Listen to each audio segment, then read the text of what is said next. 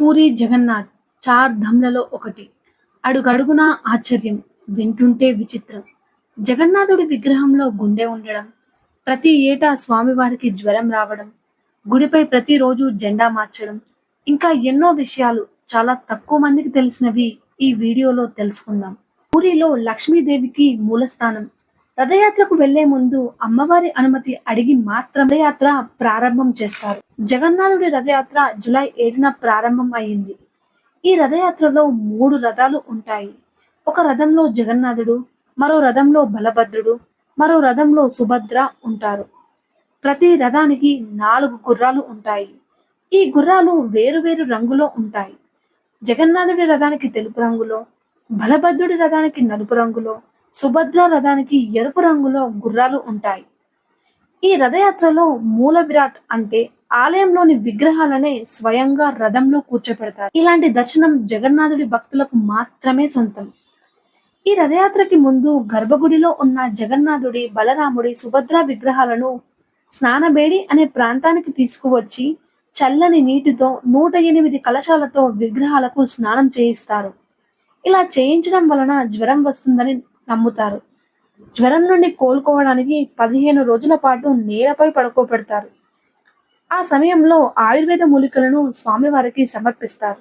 అంతేకాకుండా ఒక డాక్టర్ దేవుడికి జ్వరం రావడం ఏంటి అని అడిగారు. అప్పుడు పూజారి థర్మోమీటర్ ఇచ్చి చెక్ చేయమని చెప్పారు.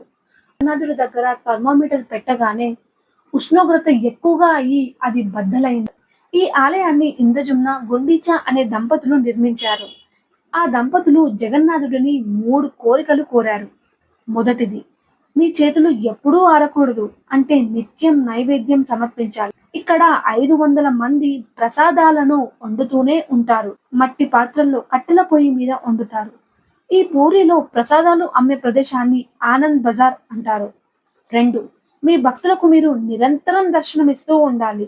ఒక్క పూరిలోనే స్వామికి అలంకరణ చేయడం కూడా చూడవచ్చు. మిగతా ఆలయాల్లో ఎక్కడా కూడా ఈ విధంగా చూడలేదు. 3, మాకు ఎప్పుడూ సంతానం కలగకూడదని ఈ దంపతులు కోరారు. ఎందుకంటే భవిష్యత్తులో మా పిల్లలు, వారి పిల్లలు ఈ ఆలయం మాది, మాకు సొంతం అనకూడదు. ఈ ఆలయం ఎప్పటికీ జగన్నాథుడికి మరియు వారి భక్తులకే సొంతం అని చెప్పారు. పూరిలో హుండీచా క్షేత్రం ఎంతో ప్రసిద్ధి. పూరిలో జగన్నాథుడిని 10,000 సార్లు దర్శనం చేసుకుంటే ఎంత పుణ్యం వస్తుందో, హుండీచా క్షేత్రంలో మహావేదిపై కృష్ణుని దర్శనం చేసుకుంటే అంత పుణ్యం దక్కుతుందట. ఈ జగన్నాథుడి ఆలయానికి వేరే మతాల వారిని రానివ్వరు. ఎందుకంటే ఒడియా శాసనంలో విదేశీయులు వచ్చి జగన్నాథుడి విగ్రహాలను ఎత్తుకుపోతారు అని ఉంది.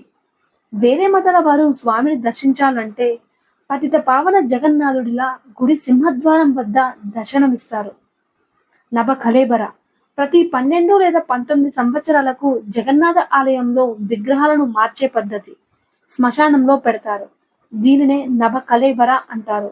ఈ ప్రాసెస్ లో పాత విగ్రహాలను కొత్త విగ్రహాలతో భర్తీ చేస్తారు. స్వామి విగ్రహంలో గుండె ఉండడం, దానినే బ్రహ్మ పదార్థం అంటారు.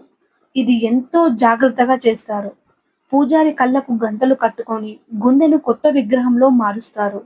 అప్పుడు ఊర్లో ఎక్కడా లైట్ అనేది ఉండదు. సీసీ కెమెరాస్ అన్ని ఆఫ్ చేస్తారు. పూజార్లకి మాత్రమే అలో ఉంటుంది. అలా మారుస్తున్నప్పుడు గుండె కొట్టుకోవడం పూజారికి అర్థమవుతుందట. ప్రతిరోజు ఆలయంపై జెండా మార్చాల్సిందే, లేదంటే 18 సంవత్సరాల పాటు ఆలయాన్ని మూసివేయాలట. 214 అడుగుల ఎత్తులో జెండాని పట్టుకొని ఆలయంపైకి ఎక్కి జెండాని పెడతారు.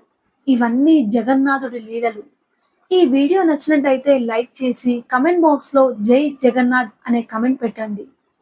Thanks for watching.